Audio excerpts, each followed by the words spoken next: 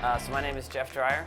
I'm a senior product owner at ThingWorx and working on security. And today I'm going to talk to you guys about IoT security and walk you through building a model of an application that uses different users, different devices, different permissions. And we'll see how to isolate different permissions for that application. So move forward here. So what is the ThingWorx permission model?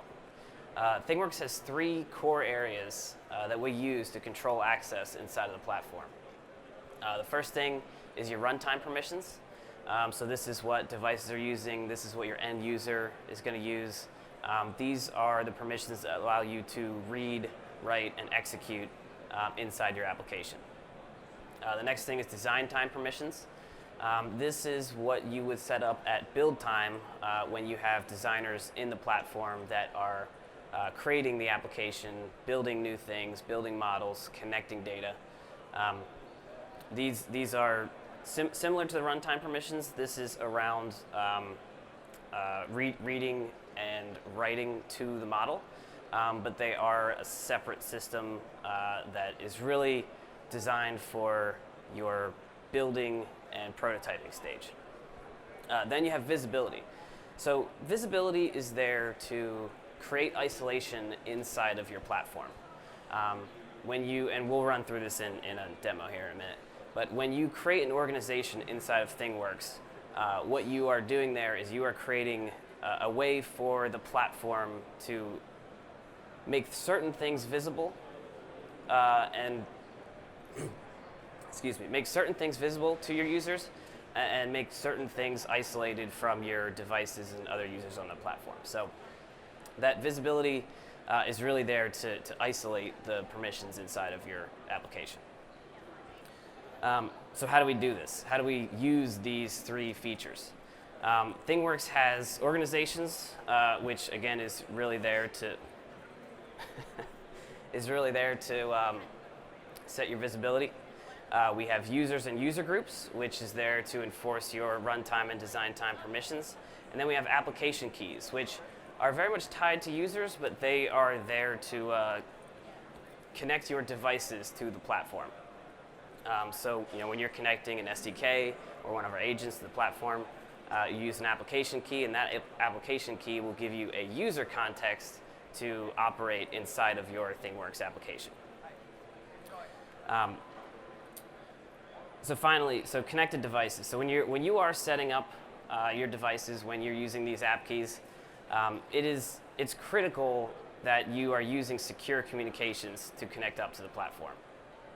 Use TLS, use strong passwords, make sure you're using industry best practices. This demo here is really going to be about the application modeling in ThingWorx, but have to put it out there. Make sure that everyone here is using the best practices. So I'm going to jump over to a ThingWorx platform, and we're going to start building a model from the ground up and showing how these permissions and visibility settings will work together.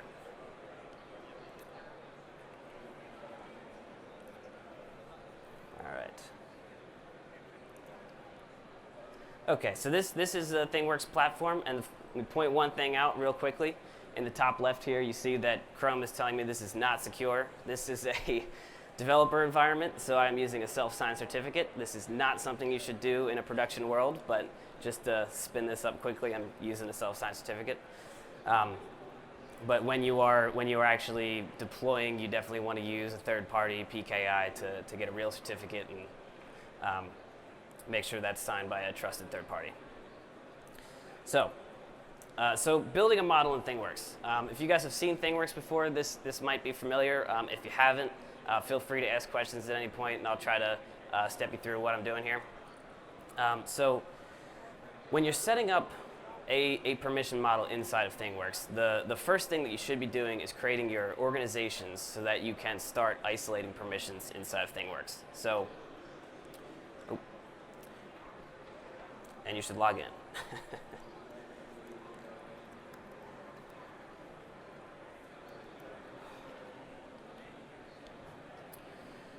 So if you come over here to this tab on the left, you can see we can browse here, and then there's a section for all things security. So we'll start there in this organization section, and we'll create a new organization to start building this model. So we're going to call this, I guess, ThingWorx. So inside of this organization, you can create subunits, and this is really useful for isolating different roles. So for example, if you have devices that should have visibility to a certain subset of assets, if you have operators who should have a different visibility to a different subset of assets, or if you have, the East Coast of your operation should see certain assets and the West Coast should see certain assets, you can use this organization tool to break out different units of your organization so that you can isolate this visibility across your platform. So go in here and create a few, oops. So I'm going to create a new unit here, call it, we'll call this devices. And let's create another one called operators.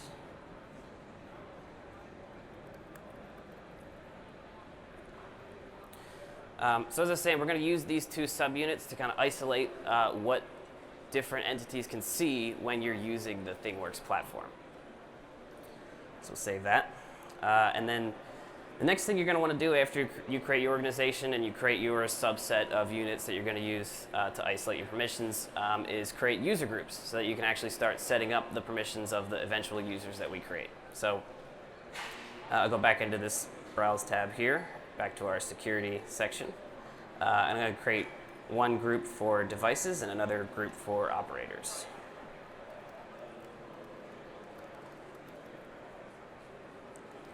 Devices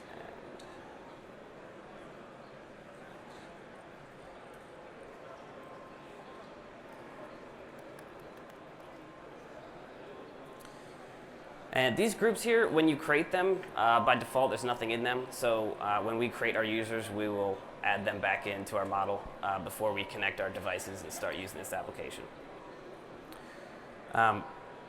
So once we have our organization, once we have our user group, I think, getting a little bit of feedback, sorry. We should be creating our users next, and these users are going to represent your individual access into the system. So a really good best practice out there is any single point of entry into the system should have their own user. So if you have a device, you should have a user for that device. If you have 10 different operators, you should have 10 users representing each one of those operators. So we'll go in here, we'll create 2 device users here, and actually I think I may have these already created.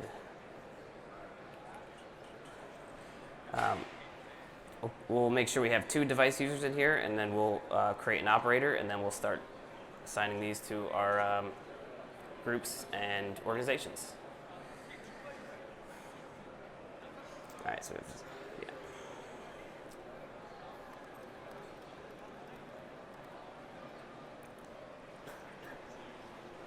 So now that we have our users, we can go over to our groups here, and actually in this little recent tab, we can go click on the operators group and manage members, add the people we need here, which, gotta save this.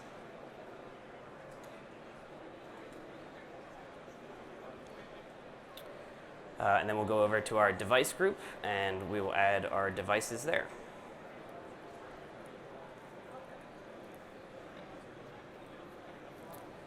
So now that we have these inside of the groups, we can actually start setting these group level permissions. So a couple things that we're going to go over through this demo is setting collection permissions versus granular permissions, so permissions on a thing itself. And when you're setting up the model, it's always important to give your users the least amount of privilege possible so that they only can do exactly what they need to do and nothing more.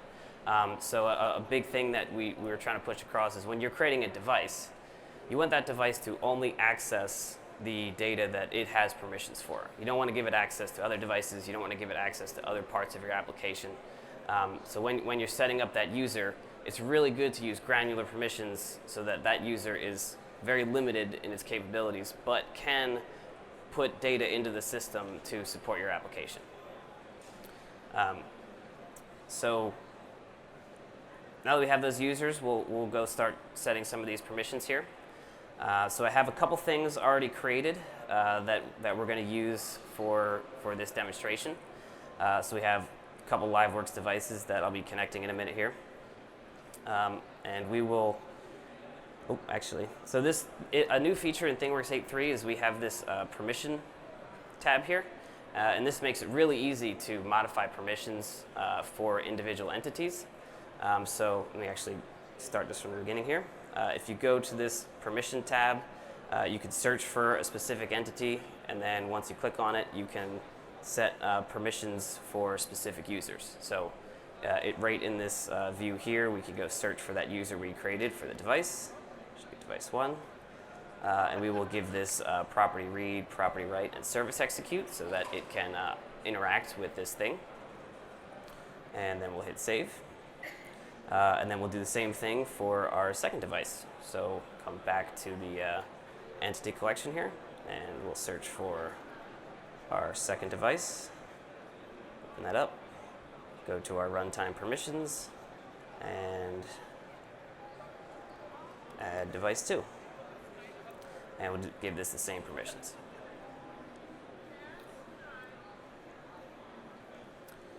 So once we have that set up, we can go back to our organization and start setting up our visibility permissions so that our operators can actually see these devices that they're looking for. So going back to our LiveWorx org here. So you see here, this LiveWorx org, we have this devices and operator subunits. So we're going to use those to expose the devices we just created. So going back to our permissions editor, we can go to, this time we'll go to the collection permissions, because we want our operators in this model to see all of the things on the platform. If you are building an application that has multiple sets of things on the platform, I would recommend using a more granular model for this, but just to show another feature here, if you want to give access to all of the things, we can go into this collection editing module right here, click on the things section, and go to our visibility tab, which opens right up to it, and add the organization that we just created. So what this does is this will give this org visibility into all the things that we're creating today, and then we'll be able to see them from those users and access them in the application. So now that we save that, we can go back to our remote entities, and we'll connect some of them and see the application up and working.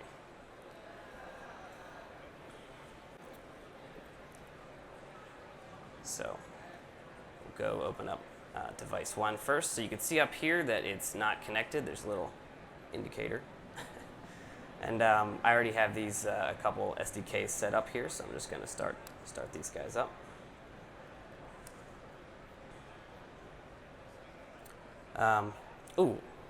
Missed an important step. Sorry.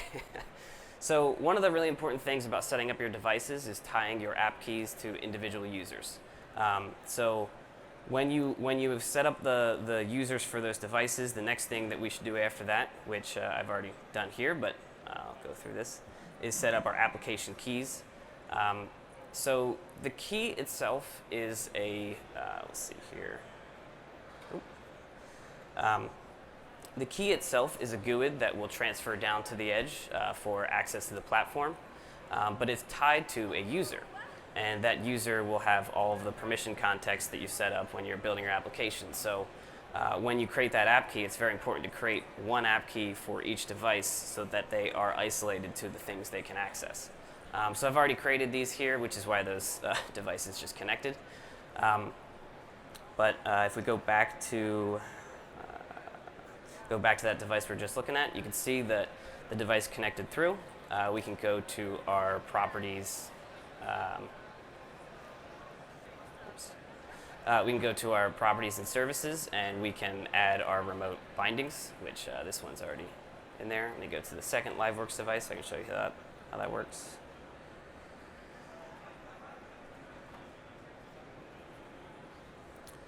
So once these are connected through, if they're set up with the right permissions, you can go into this Manage Bindings tab. We'll see all the available properties. We can add them to our model here, hit Done, and now they're there. Excuse me. So now that we have the devices set up and the user set up and the organization set up, we can go start to build a mashup. So today we're going to build a mashup for the operator. So someone that needs runtime access but not design time access to this system. So we'll go actually use this search bar up here. Create a mashup. And I'm going to create a static one today just to build a simple mashup.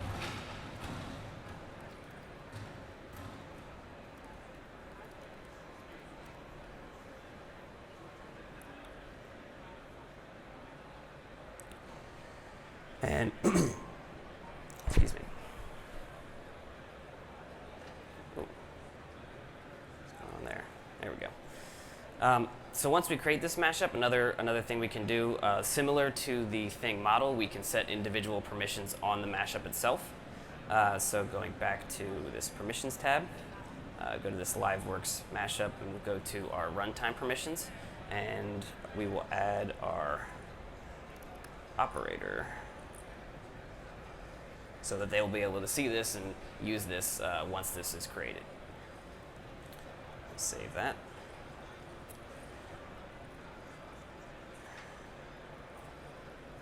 And I'm just going to create a simple mashup here just so we can see the data coming across, and then tie this to our user.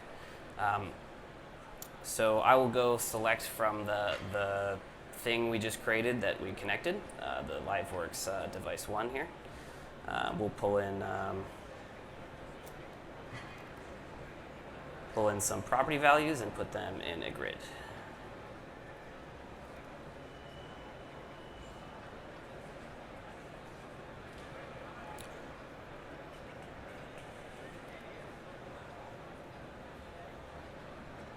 And all data.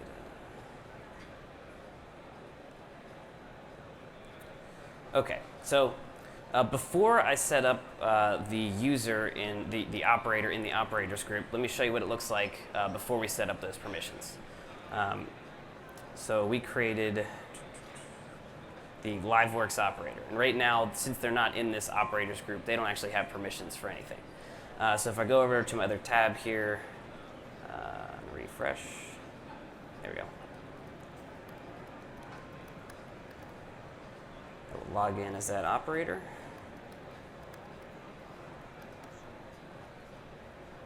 Oh, maybe. Let's make sure I'm getting the name right here.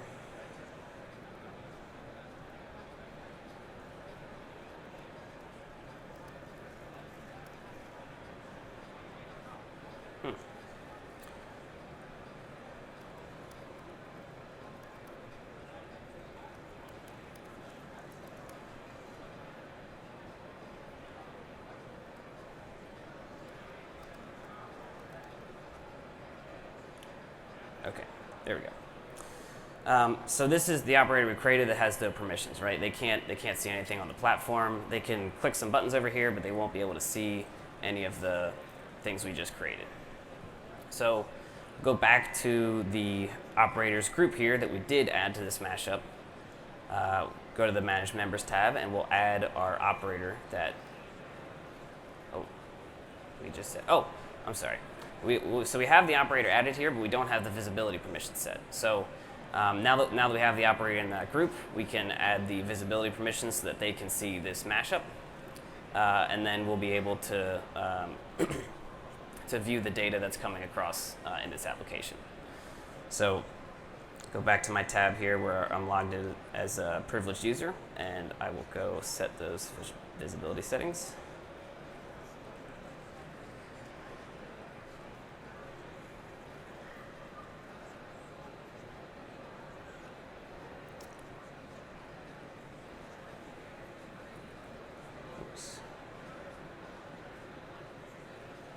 let me make sure the operators group is in here.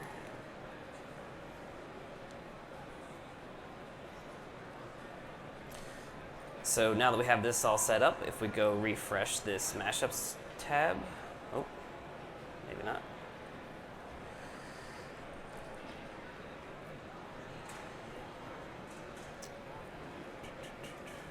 See if I'm missing anything in this operators.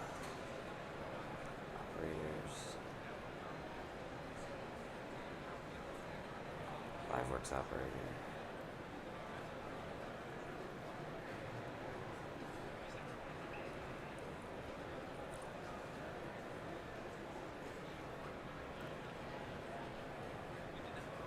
Oh, they actually add some permissions here.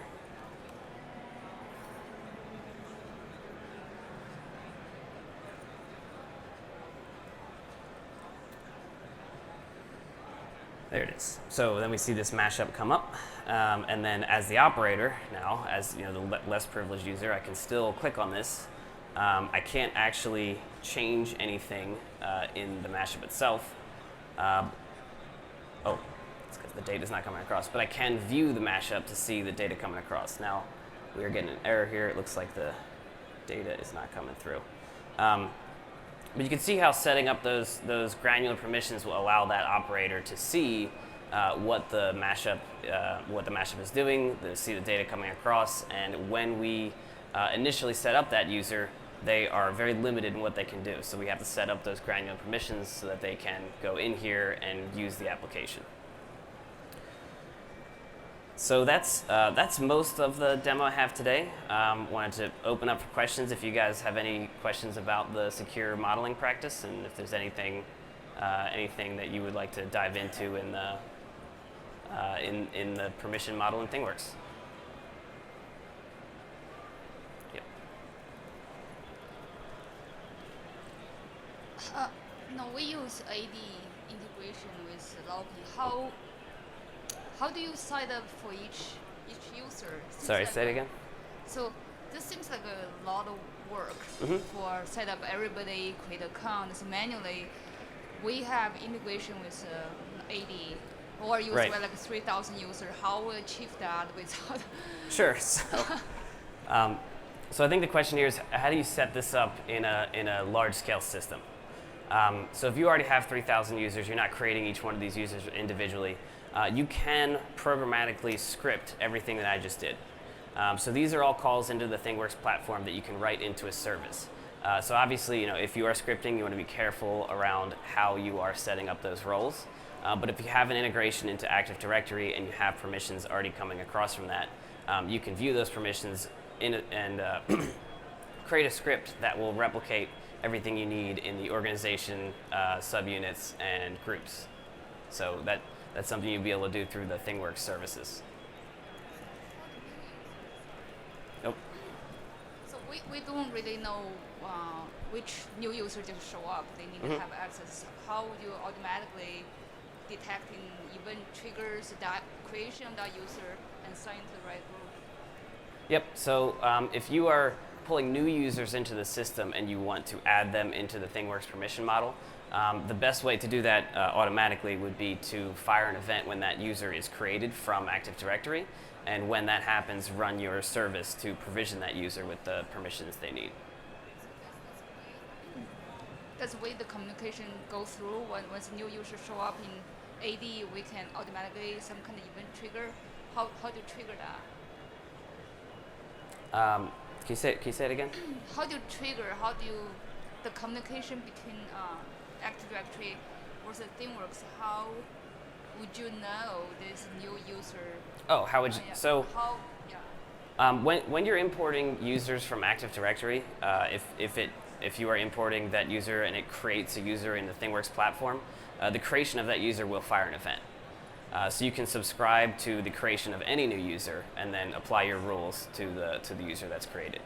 So you do have to set up the subscription to the event that fires when a new user is created, but that's something you can do with ThingWorx. The thing is that we don't know that happening. No, nobody actually sitting from ThingWorx creating that user. User is creating AD. How that how that could happen if new user actually, even we set up the communication between ThingWorx and the Active Directory, but we would not know the new user showed up in AD. It's not a. So you're saying if you create a new user in Active Directory, how do we pull that in? Right.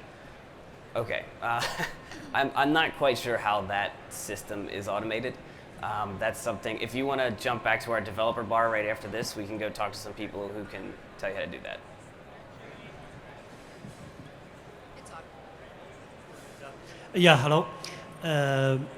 I have a question. It's, because we have the 300 designer in different locations of the world, Yep. and there is a big challenge is how to protect our IP. Okay, so how do you think this software can help to achieve this? Sure. So if you have distributed designers, the best way to isolate their permissions is through the visibility settings of the organization. So when we were setting up in the beginning there, when we set up this LiveWorks organization, if you have designers that are located, in the United States, designers located in Europe, you would create two different organizations, which actually I can just show you how this would work here. Go back to my privileged user. You could create two different organizations and give them different visibility into the different aspects of your application model. Oh. And there's a... Yeah, but the problem is that they need access to our data. Yeah, they need Yeah. it visible. So the visibility will give them, that isolates what they can access. On top of that, you can use the runtime permissions to limit access to the data itself. So if you have users in a certain region that shouldn't be accessing data from another region, you can create, where did that go? You can create permissions on the actual data itself so that the users from the right region are the only people that can access that data. So I'll open up I don't think I have anything set up right now, but I can look at some system objects. If you look at any of the data storage inside of ThingWorx, you still have this permissions tab that will give you the ability to set that visibility, runtime, and design time permissions when you're setting up your application. Okay, thank you. Yep.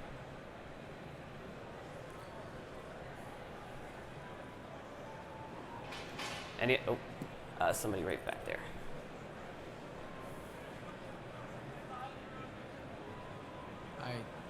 On the devices side, right? I guess the scalability question is even bigger sometimes, but also is a certificate-based authentication something you support, and how does that work with the app key? Yes. So the app key that represents your permission collection inside of the system, but we still recommend using TLS when you're connecting any agent of any kind. So actually, I can run through that on the edge side here. When you are setting up your edge agent, that's what's running in this command window. It's going to be really small text. Let me go to my source file here. So when you're setting up your edge agent, you'll set up your app key inside of your configuration file. This is a CSDK example, so this is just in a pound define, but you can put this inside of a command line argument, or you can encrypt it. TLS is separate from that. So we also have the ability to pull in certificates to validate the server using our SDKs. And if you want to set up two-way mutual authentication, you can set up client and server certificates on both our edge and server so that TLS authentication happens when you connect. So that TLS is kind of on top of the application key that we're using. So the app key is just serving the purpose of like alternate way user ID? Yes. There's no real authentication per se based on that. The app key, that just represents your user in the system. Yep. The real authentication happens through TLS, so using the certificate. Yep.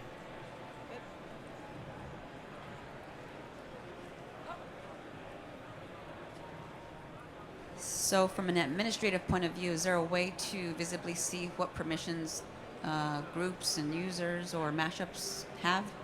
Yes. So if you go into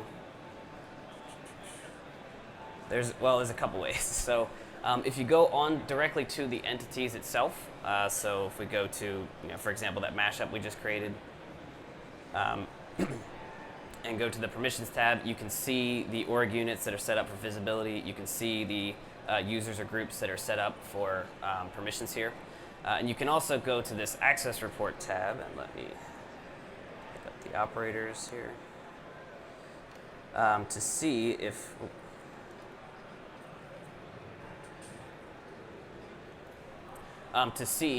a particular user has permissions for a particular entity. So you can use this tool to kind of check to see if you're ready to go. Yep.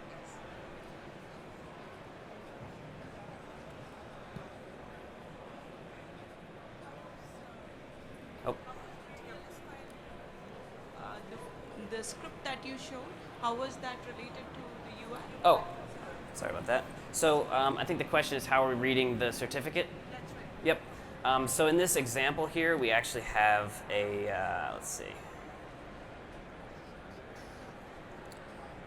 Not sure it's actually in this file, but so we have in the CSDK, there is an API call.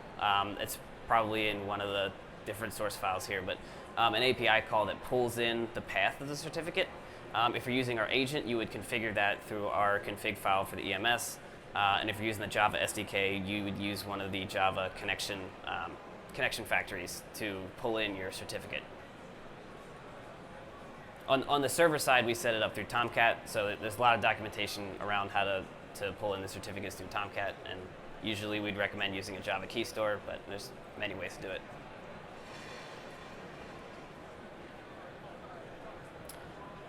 All right. Unless there's any other questions, thank you for coming. And oh, one more.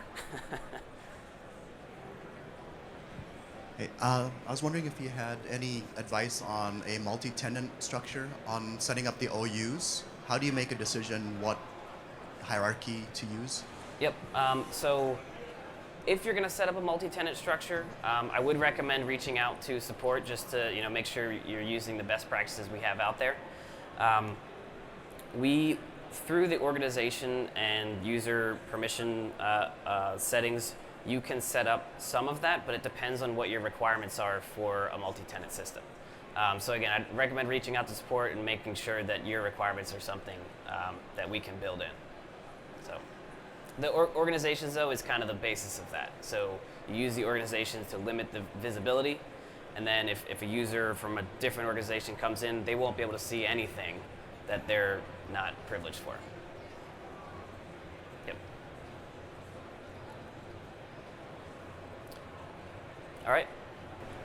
Thanks for coming.